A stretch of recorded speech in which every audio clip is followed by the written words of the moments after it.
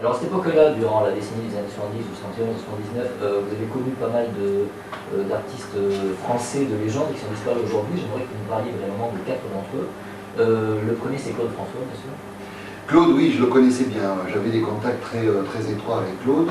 Et c'est pour moi, au niveau du professionnalisme, c'est le monsieur qui avait tout compris dans l'évolution et dans l'adaptation de ce qui se passait aux États-Unis pour pouvoir la servir sur un plateau à des Français, mais revu et corrigé à notre niveau. C'était quelqu'un de hyper professionnel, très méticuleux, malheureusement, parce que ça lui a coûté la vie.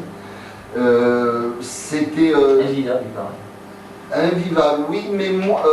invivable, mais très enjôleur, il savait vous taper sur la tête, mais 30 secondes après, il savait aussi faire de vous son meilleur copain. Je veux dire que c'était un type...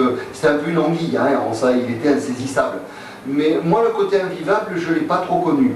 Je ne l'ai vu, on s'est vu qu'après les télés, on s'est vu que dans des soirées où il y avait des jolies filles, on s'est vu que dans des endroits très précis et où on n'avait pas trop à parler de métier.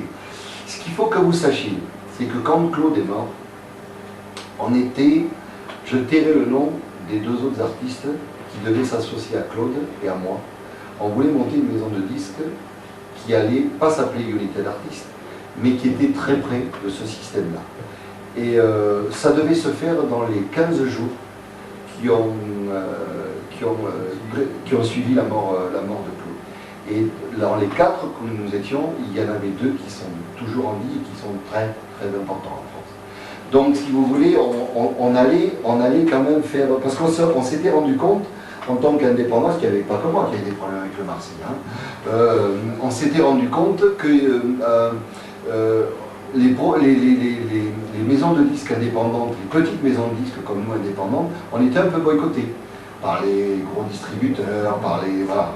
Alors on avait décidé de faire corps et ça allait fonctionner, je crois que ça allait fonctionner. Bon, le dessin a voulu différemment, ça s'est passé comme ça.